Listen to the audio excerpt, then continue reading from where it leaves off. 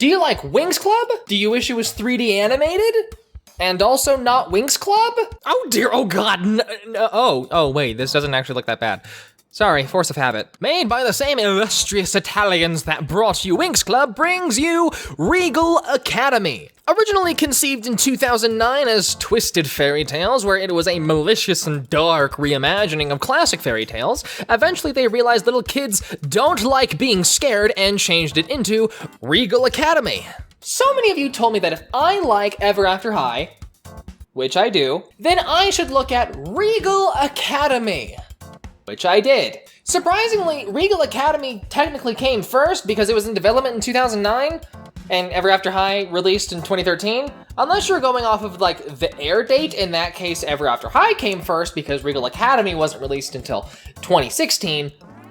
Doesn't matter. Both of them were just riding off of the reimagining of fairy tales. Once Upon a Time, Emerald City, Wicked. Sorry, I have a Princess and the Frog stuck in my throat. That's a terrible joke, but I'm keeping it. So this girl Rose is going to school and finds this key. She finds someone who has the same key and it opens the magic door to Regal Academy. Both Winx and this show starts with them getting ready for school, but this one did it a little bit better, much faster. Cut to the chase. We already know what's up. Don't waste our time. Thank you very much. Welcome to Regal Academy, Rose Cinderella. What did you call me? I'm a Cinderella? Wow, Cinderella doing you a solid and even giving you her family name? Rose didn't even need to take the SAT. I think I went to the wrong school. Tell me you did okay on the entrance exam. What's an entrance exam?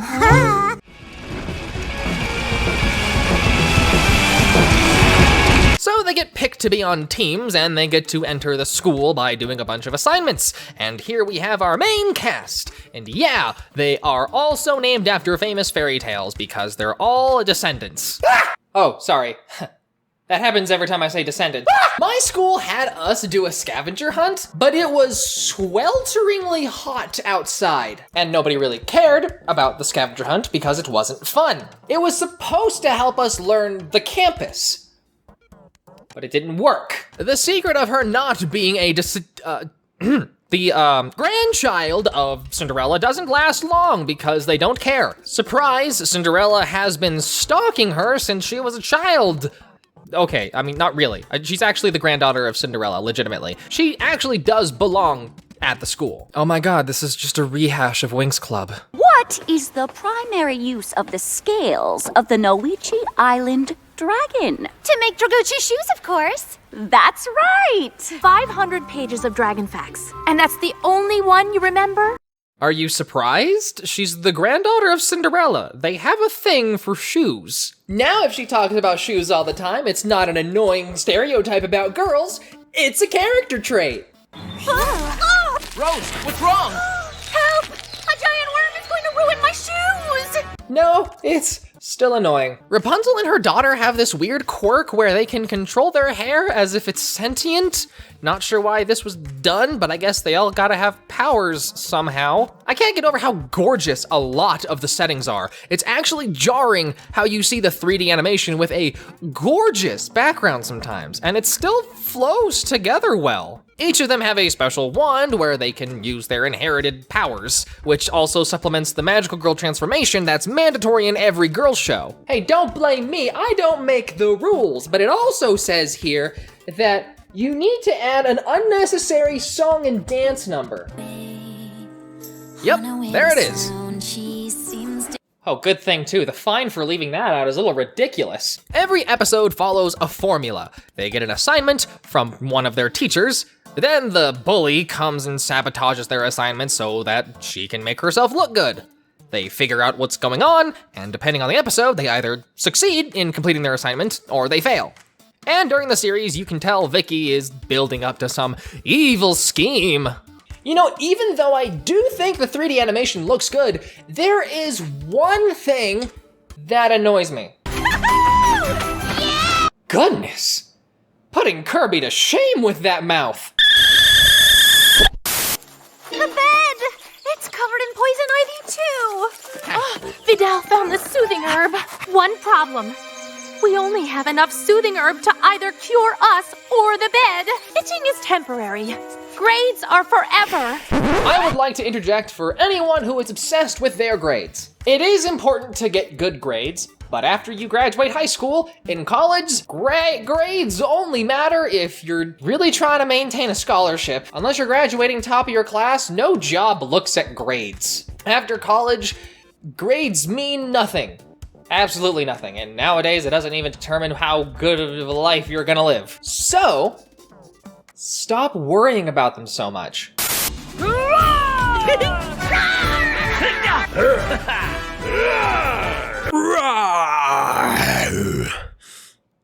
What? It's called voice acting. And if you made it this far into the video, then check this out. Since the art prints were so successful, I wanted to do something like that again. This time you can get an acrylic pin of the channel logo, a censored sticker, a Nintendo nostalgia sticker, and an illustration of Iris from Lolly Rock made by me. It's been a long time since I've actually drawn, so maybe go easy on me, please. And a unique trading card that's not available on my Patreon. It's only available with this limited time goodie bag. And the first 10 people to grab one will get 5 bonus mystery stickers. All you gotta do is go into the description and fill out the Google form. This is only available until November 30th. I start shipping on December 1st. Anyway, back to the video. Then life catches up with Rose and the principal calls her mom, telling her she never went to class at her normal human school, and she figures out that she's probably been attending Regal Academy. I know they're going to answer this sooner or later, but why doesn't the mom want her to go to Regal Academy when they're both descendants of Cinderella? Unsurprisingly, her mom also has magic and saves Rose from a witch. Oh yeah, I should mention that all the bad fairy tale characters were banished to Earth with no magic. So that's a thing that happened. Then she tells Rose that Rose can keep going to Regal Academy. But why did you hide the truth from her? What I can't stand about Rose is that she never stops being starstruck all the time. And I get it, if fairy tales were actually real, I would be starstruck too, maybe even for several years. But it gets tiring for a TV show. It starts getting annoying really fast. It's like her favorite thing to say is, This is so cool! More importantly, there's a severe lack of Alice in Wonderland content, and I am personally offended by that. So that bully, Vicky, is the granddaughter of Maleficent, and she keeps summoning evil villains from Earth to, well, she's just being evil. It doesn't look like she actually has a goal other than being evil. We need to transform into our regal armor. Then what's on the menu? Burritos! Now, I don't speak Taco Bell, but last I checked, that's not a burrito. Is there an overarching story? Is there a big mystery that needs to be solved?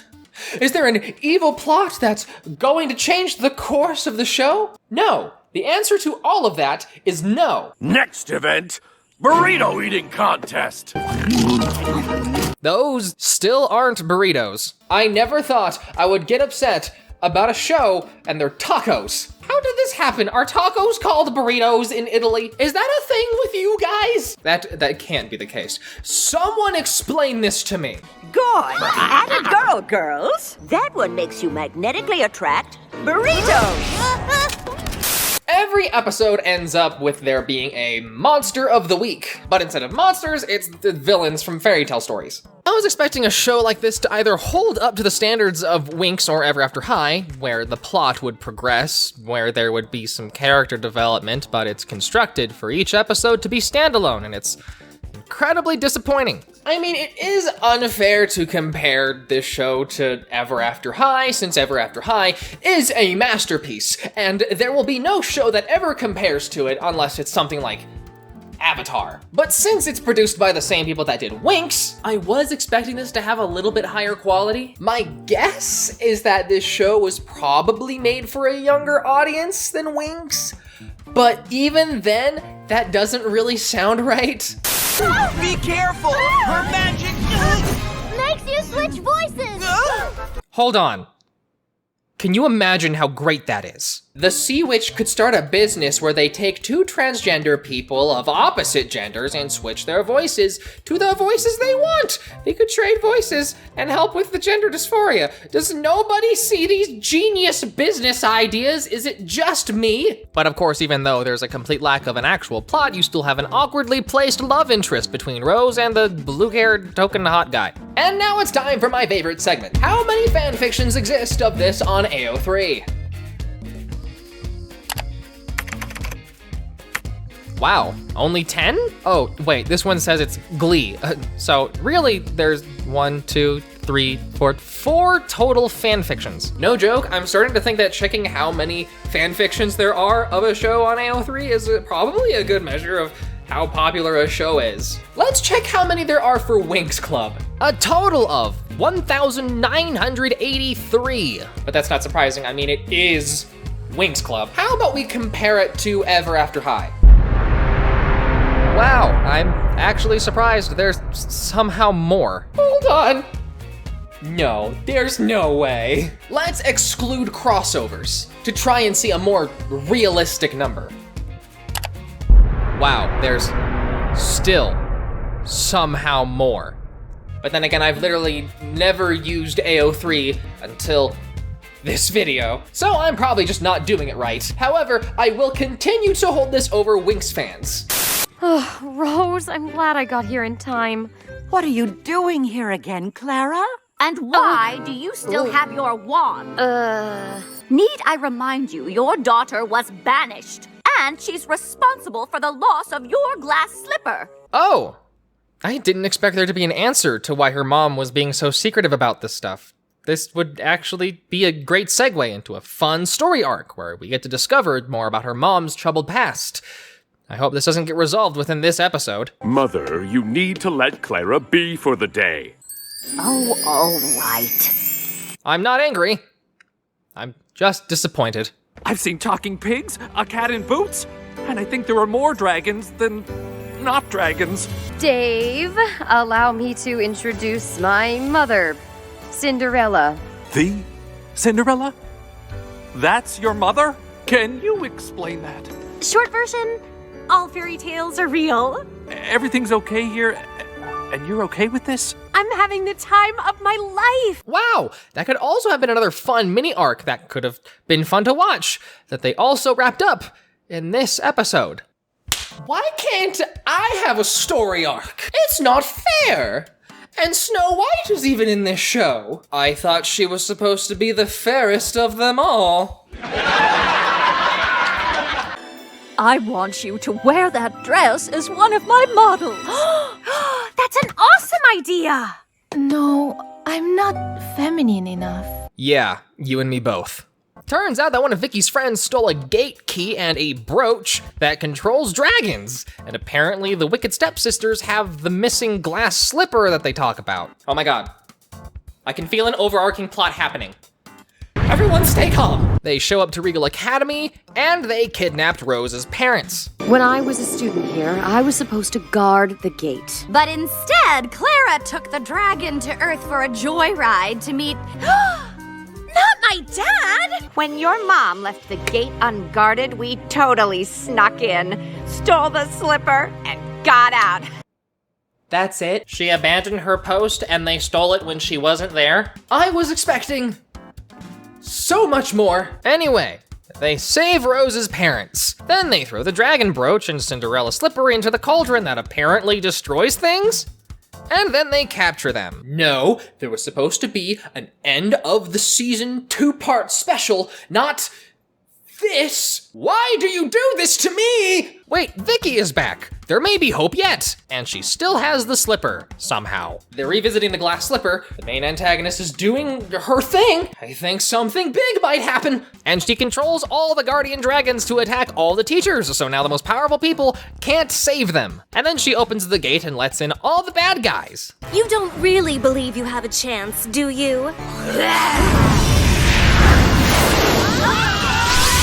And so the heroes were all blasted to bits. The end. Great show. I love it when the villain wins. Well, I guess that's it. Oh, I guess there's more. Whoops. They come back, but Rose brings Cinderella's other glass slipper, which combines with the other slipper? Now Rose can skate around and deflect magic, so I guess that's handy.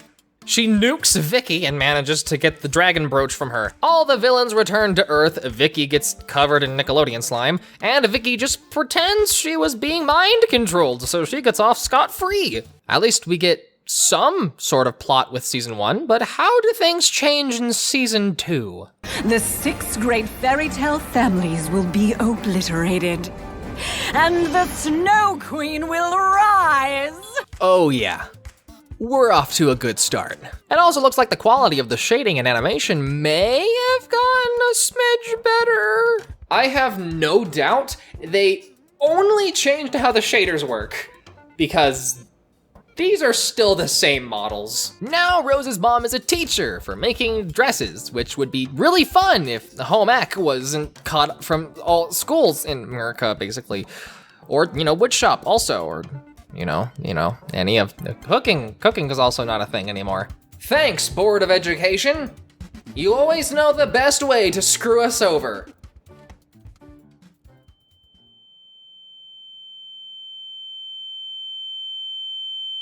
And the Snow Queen's daughter is now enrolled in the school, and she manages to freeze all the teachers and starts putting people into snow globes. But that doesn't last long, and then she leaves. Now the Snow Queen and her daughter are the reoccurring villains.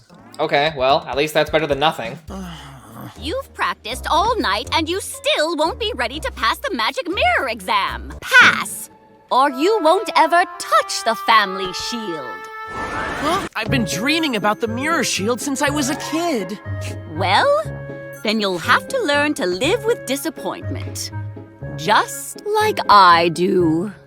Jeez, when did Snow White get so savage? In this season, it focuses more on each character's past, like Astoria finding a long-lost childhood friend that she still has feelings for, and they go through the magic artifacts for all the characters that they each get a cool new weapon, like how Rose got Cinderella's shoes. They also really amped up the number of unnecessary songs. Like, it's a lot. And I usually, don't get me wrong, I like musicals, but with Regal Academy, they all just kind of sound the same. What's weird is that, obviously, with the whole Monster a Week setup with the show, they were bound to start running out of fairy tales people actually knew about, and they started using Greek mythology. I mean, they fight Calypso in one of the episodes. Didn't you have a crush on me? Ironic I'll be the one to defeat you. Actually, how do you feel about becoming my right-hand man? I thought you never asked, love. Comment down below which villain you would betray your friends for. Mine would be Harley Quinn. Wait, no, she's not really a villain anymore. If I had to choose a fairy tale villain, it definitely wouldn't be the Ice Queen. Too cold for me, ew. Evil Queen do have a boss bitch attitude. You know what? Maleficent is creepy, but magic is awesome. And she can turn into a dragon. I'd probably choose Maleficent. Anyway, that one girl that got expelled comes back enlisted by the Snow Queen, kidnaps Hawk, and plans to marry him to inherit the Snow White family magic. Unsurprisingly, Hawk's friends break in to rescue him. Problem is, she already succeeds in marrying Hawk, so now she got cool magic powers and stuff. But Hawk gets angry seeing Rose hurt and manages to break himself out, and then somehow breaks the magic marriage spell that on the rings or something. They don't explain how any of that works, it just happens. And you think this is all leading to them finally kissing, but no, they just hug like always. They have done this so many times, I can't even pretend to ship them. Their relationship is actually annoying to me now. So I'm gonna skip ahead. The Snow Queen captured the headmistresses and put them into snow globes. The, original characters of actual Cinderella and actual Snow White, and you get the deal. To save the prisoners from the snow globes, you have to combine the powers of the great fairy tale families. But how do we get to the Snow Kingdom? With a special key. I know Alice has kept it for years. Oh, finally! And so they make it to Wonderland, and their portrayal of Wonderland is very traditional. They didn't really change much from the book, which, given how bad I've seen a lot of shows treat Alice in Wonderland, I prefer them to do nothing exciting rather than everything bad. Alice gives them the key to the Snow Kingdom, and they manage to get to the Snow Kingdom, and then they have a fight with the Snow Queen's dragon, and they make it to the Snow Queen's castle, and surprisingly the Snow Queen lives in the Snow Queen's castle. I never would have guessed. They end up not doing good, and Rose manages to capture the Snow Queen and herself into one of the Snow Queen's snow globes. And Rose manages to defeat the Snow Queen by summoning an army of pumpkin gremlins, and the snow globe breaks due to so many people in there. And the dragon comes to help because Rose spared him and realizes that Snow Queen is a total bitch. And using the power of all 7 great family fairy tale magic powers of magic, they break open the snow globes to free everyone. And that's it. Yay! What a mediocre ending. Honestly, this show isn't bad, but the show isn't all that good either. It is a great show to put in the background. Literally, I just had this show in the background when I was working on other things. It was not that engaging. Now, season 2 is definitely more engaging than season 1, but that wasn't really saying all that much. They were building a whole multi-part ending in season 2, you know, through the entire season. It was being built up, and I really appreciated that. But by the time we reached the ending of season 2, I was already done. I was over it. And none of the romantic relationships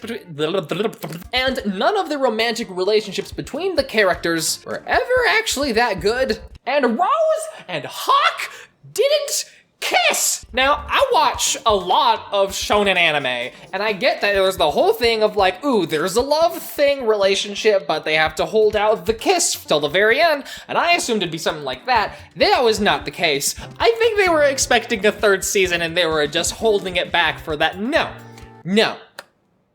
Now, you might be wondering, what is the main source of revenue for this show? And the answer is dolls! It's always dolls! Are you new to the channel?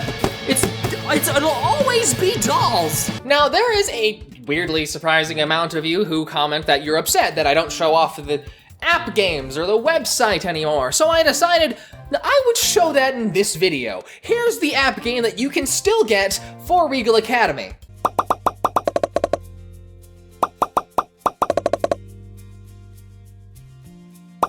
Are you happy? Is this what you wanted? The website is also still active, but it's only really a site made for watching clips, exploring the world of Regal Academy, and doing arts and crafts. There was a graphic novel series and chapter book series that released, but the comics are just a collection of short stories for each of like every short story is a new episode of the show. They do kind of mix it up a little bit. The art style is also really adorable, if I'm gonna be honest with you. And usually with these kind of things, they just take screenshots and comic-eyes them. That's not what happened here. They actually had an artist to do everything brand new, which I appreciate. I've seen a lot of really boring comics that just use screenshots. Or maybe they put a second more of effort into it and add a filter over it to like a comic styled filter, and it doesn't look good. It makes it actually look worse. But why did Regal Academy disappear? Well, it's not so much that it's dead. The website is still up and running, and the show is being passed around to several different countries to expand its life. But there is no new episodes or seasons that's coming out. The big problem is that in 2016, when Regal Academy was first airing on Nickelodeon in America, it wasn't really advertised at all. And you should know that Nickelodeon probably isn't the one at fault for this. I'm not entirely sure how it works, but the way I always assumed it would work is that in order for there to be more advertisement of Regal Academy, Rainbow would actually have to pay Nickelodeon to add more slots for advertisements. And so if there wasn't that much advertising going on, then chances are it was Rainbow not handling Regal Academy well. And during 2016, Nickelodeon was more preoccupied advertising the Loud House than anything else. So of course, Regal Academy was gonna get overshadowed. As for the life of Regal Academy in other countries, like Canada or European countries, I don't know. But I think it's safe to assume it's not really talked about anymore. Just like it is here. From all the media that surrounds Regal Academy, it definitely looks like this show is actually supposed to target a younger audience like I assumed it would. But the distribution just wasn't good. I remember when Regal Academy was being aired, I saw the Regal Academy comics in one shop. That's it. One product in one shop ever. During 2 years. When this show was coming out. And you would know that I'm definitely the kind of person who would be looking for this kind of stuff. Now, I could pin the blame on why the show ended up dying by the show just not being that great. But really, I think it's more like how the show was handled. Either it was handled poorly, or they just didn't have enough budget to market it correctly. Anyway, that's everything I have for this video. You can follow me on Twitter and Patreon, links are in the description below. And now, I'm gonna go have a burrito.